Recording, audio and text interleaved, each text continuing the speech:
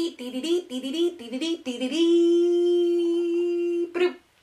got a Japanese license. Is it focusing?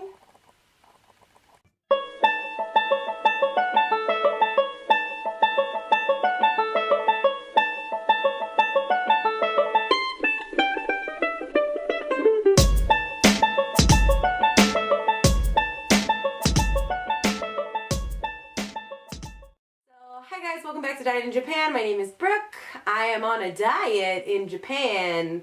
Obviously I'm not Japanese, so yeah, makes it a little more difficult to diet in a country where you're not native to.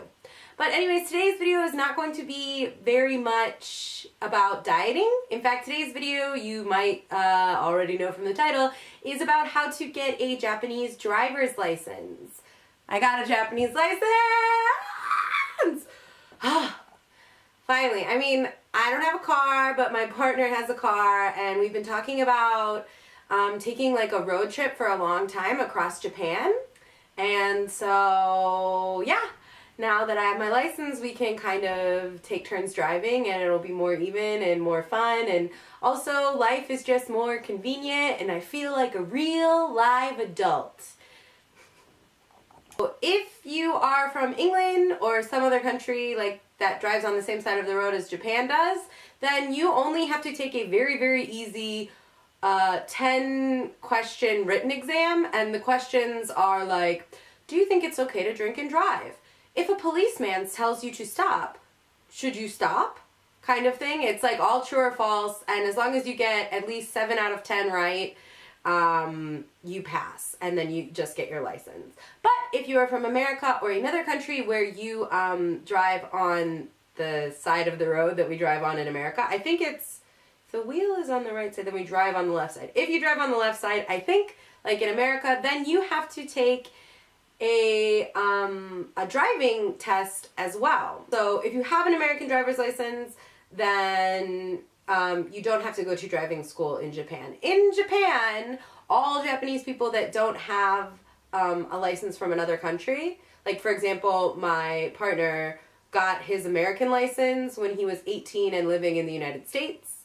And so then when he came back to Japan, he had to basically do the same thing that I had to do, which I'm going to tell you, but he didn't have to go to the driving school. Driving school in Japan typically costs about around 3,000 USD or Sanju Manen in Japanese. And yeah, it's expensive and it's only in Japanese, so if you don't have a license and you don't speak Japanese, you're kind of SOL. The first thing you're going to need to do is obviously have a valid visa for Japan, because you have to show them that. So in my case, I have, I don't know, I'm just going to cover up some of this info. This is my, why am I holding it like this? This is my Gaijin card, my Zairu card, my whatever, my immigration card. It basically says that I have a working visa right now. So I have a working visa, and yeah, so I'm valid to live in this country, so therefore I'm eligible to potentially get a driver's license in this country. So you're going to have to bring that with you. You're also going to want to bring your passport. Mine's an American passport. And you are going to have a driver's license from America that is valid. So actually, funny thing about me is my driver's license, my first driver's license that I had when I moved to Japan just expired in April. So when I first originally went to do this paperwork, I had a valid driver's license.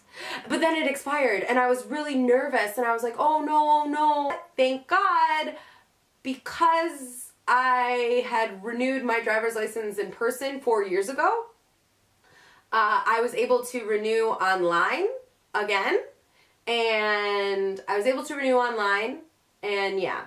So I had my mom mail me my new driver's license, so I have a valid driver's license in the United States as well. One of the tricky things is that you are going to need to somehow prove to the driver's license people, the driver's license center, that you lived in America, or whatever country that you had your license in, that you lived in America for at least 3 months and were driving there for at least 3 months after you obtained your driver's license. So, for example, you can't just get your driver's license for 2 weeks and then be like, oh yeah, I drove in America, kind of thing. The way that I was able to prove it, and I don't even know if it was really proof, I guess you just kind of took my word for it, was that my passport, the first time I got a passport was when I moved to Japan. I hadn't really done a lot of traveling outside the United States. I had been to Mexico and Canada, but the times that I went, you didn't need a passport to go there from the United States. So, yeah. So the first time I got my passport was in 2014 or 2015. And that was much later than when my driver's license, much later than when my driver's license said I got it. So, to the guy who was doing my interview, he just accepted that as, okay, I believe that you were in America for that long. And obviously I was, because I'm American. So anyways, you're going to have to prove to them somehow that you had the license valid. If I had just brought my new driver's license, my newly renewed driver's license, they would have been like, no, because you've obviously been in Japan for 2 years now. This is not valid.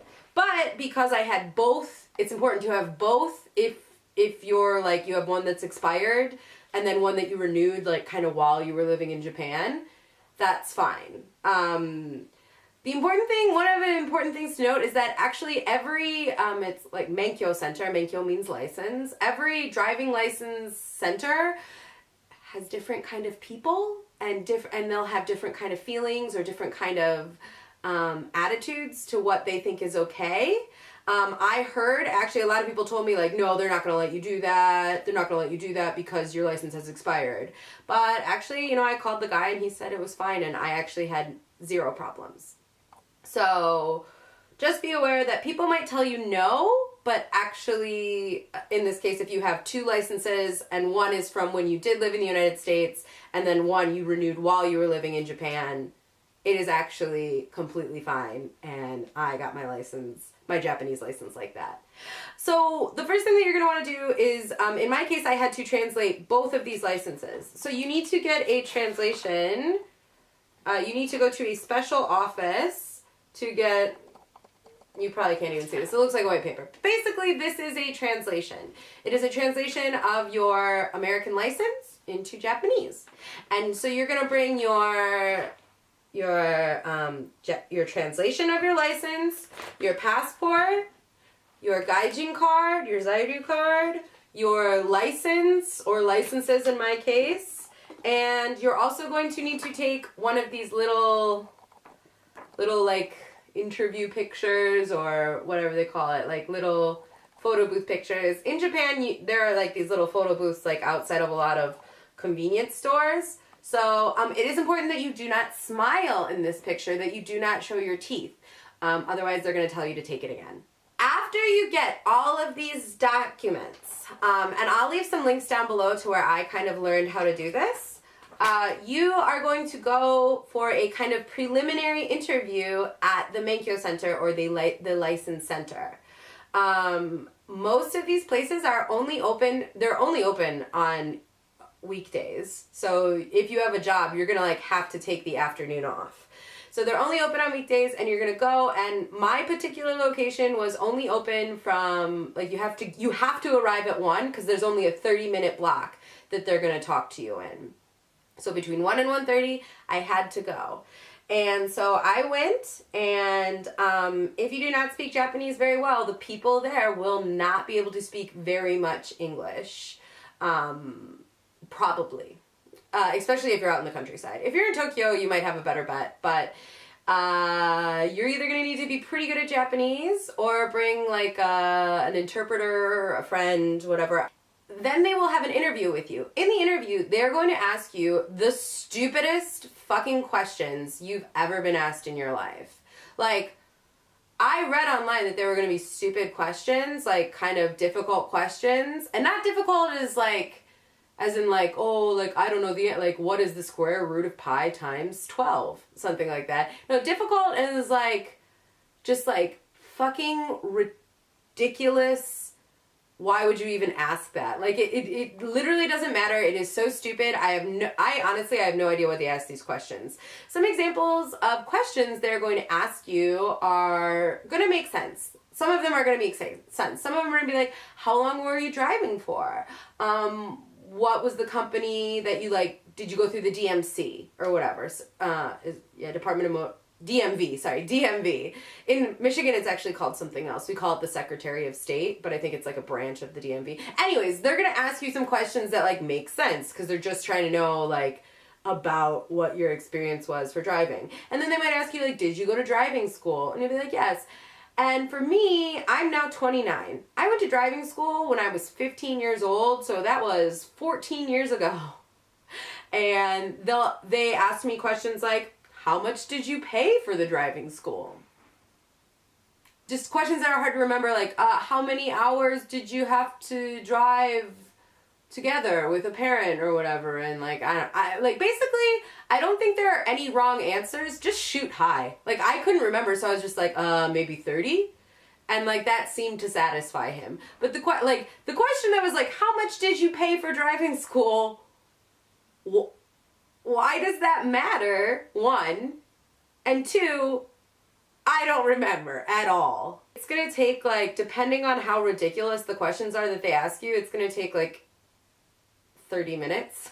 After that, then you're going to be able to make a test date. So, a time when you're going to go take the test. Duh. That's what a test date is. When you take your test, first thing they're going to do is they're going to give you an eye exam.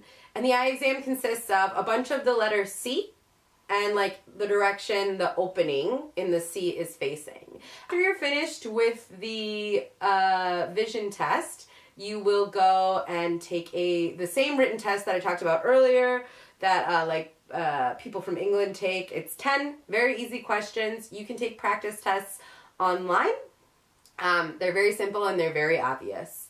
It will be available to you in English. I think it's also available in Korean and in Chinese. I don't know about any other languages, maybe Spanish.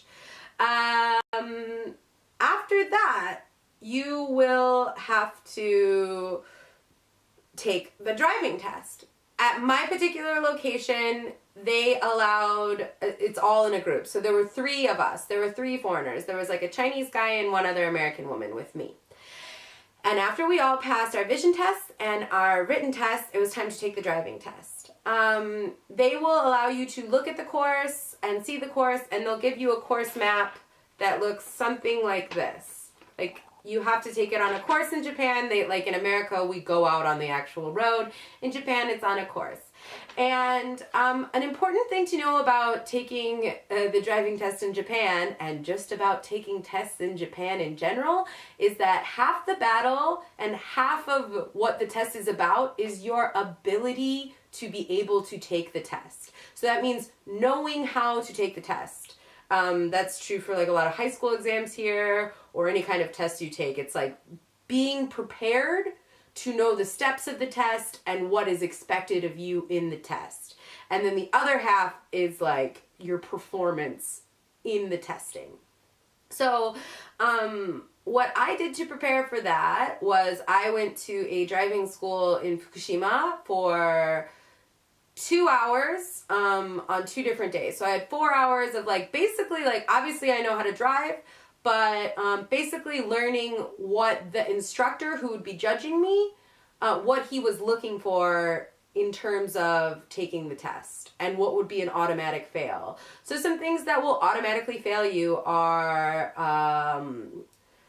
not going fast enough when you're told to go fast enough, not slowing down enough when you're supposed to be slowing down, not stopping the car. There's going to be like a pole where you have to stop the car at when you finish the test. There's like a little kind of candy cane looking pole. If you stop more than 10 centimeters away from it or go 10 centimeters over, automatic failure. There are a lot of things that can fail you. So it is important to know and to research the things that are just your ability to take the test and not necessarily your ability to drive. If you cannot drive, you will fail. If you cannot take the test, if you don't know the rules of what they're kind of expecting, you probably will fail too. I know a lot of people, and I hear it is very common to have to take the test upwards of 6 times. Sometimes some of my friends took it 8 times. I've heard of some people taking it 7. Some of my friends just only had to take it twice.